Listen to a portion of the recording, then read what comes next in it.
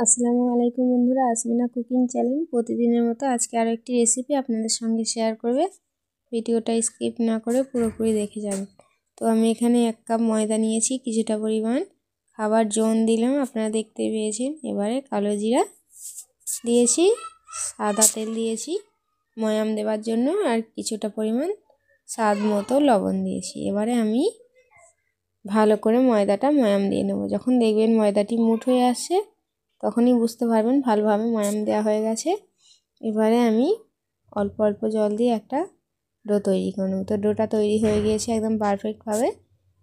গোল গোল করে লেচি কেটে নিয়েছি। একটা লেচি নিয়ে সামান্য ময়দা দিয়ে বেলে নেব। গোল না হলেও অসুবিধা নাই, এভাবে চারিদিক থেকে কেটে চৌকো করে সমান করে নেব। তো দেখুন বন্ধুরা, চাকুর সাহায্যে পুরো চৌকো করে নিয়েছি। ঠিক এই সাইজের লম্বা লম্বা করে কেটে নেবেন। নেওয়ার পর আবারও একে চৌকো চৌকো শেপে আর এক ভাগ করে নিতে হবে। তো দেখুন বন্ধুরা, এই চৌকো সাইজটা ঠিক করে নেবেন। দেখবেন আপনাদের এই খাস্তা নিমকিটা খুব সুন্দর দেখতে হবে, এর শেপটাও দারুণ হবে।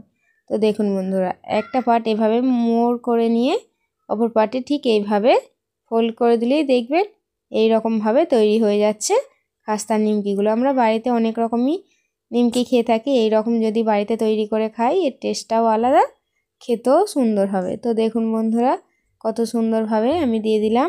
দিয়ে এবার লাল লাল করে ঠিক এইভাবে ভেজে তুলে নেব। খুবই সহজ, একদম সহজ।